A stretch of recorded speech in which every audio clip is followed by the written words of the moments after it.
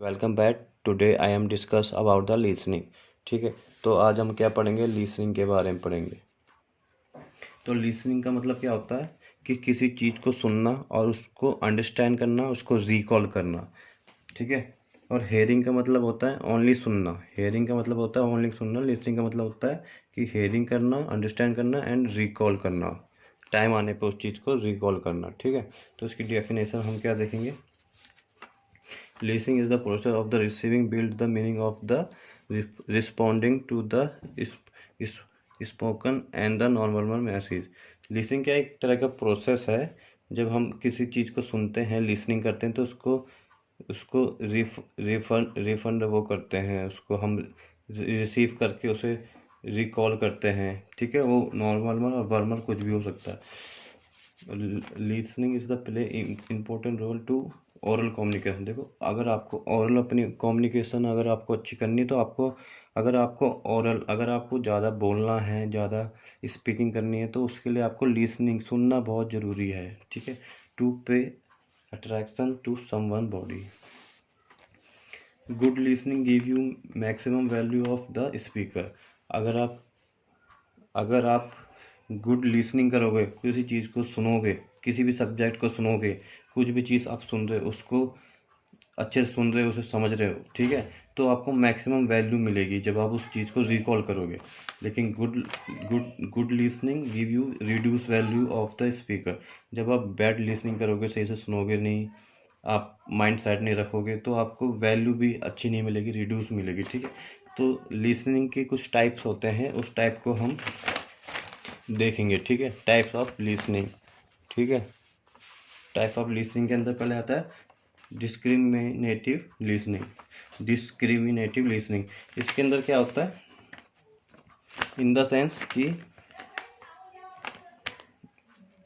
This listening use tones of voice, verbal cues, other change in the sound. In the meaning is the कि आप जो this is the listening how to baby understand when a baby give a smile is mean discriminative listening because he is the not understand word but he is the hearing the sound.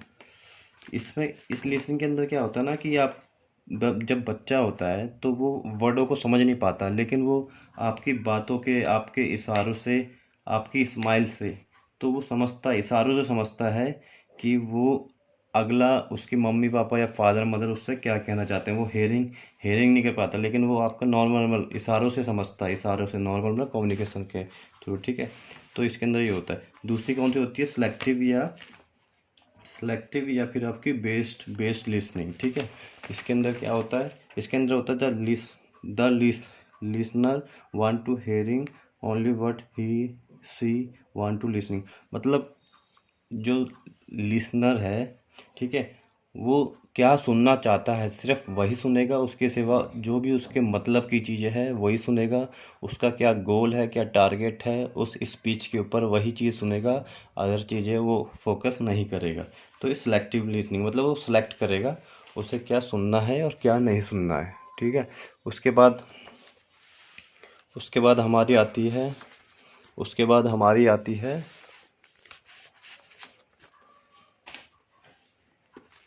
इसके बाद आती है हमारी sympathetic listening. ठीक है, इस listening में क्या होता है, इसकी क्या डेफिनेशन, इसके अंदर ये होता है कि sympathetic listening means when you listening with the emotion focus feeling. जब आप किसी की बात सुन रहे हैं, आप पूरे इमोशन फोकस और फीलिंग के साथ आप वो कर रहे हैं, शो द केयरिंग एटीट्यूड। आप उसको दिखा रहे हैं कि हाँ मैं तेरी बात सही से सुन रहा हूँ, आपको केयरिंग दिखा रहे हैं उसका है, आप उसको सपोर्ट देते हैं। लिसनिंग जब आपके, जैसे कि कोई आपका फ्रेंड है, वो आपको कुछ बातें बोल रहा है, तो आप उसकी बातें आराम से, ध्यान से, अंडरस्टैंडिंग के साथ सुनते हैं। ठीक है, तो वो होती है सिंपैथिक लिसनिंग।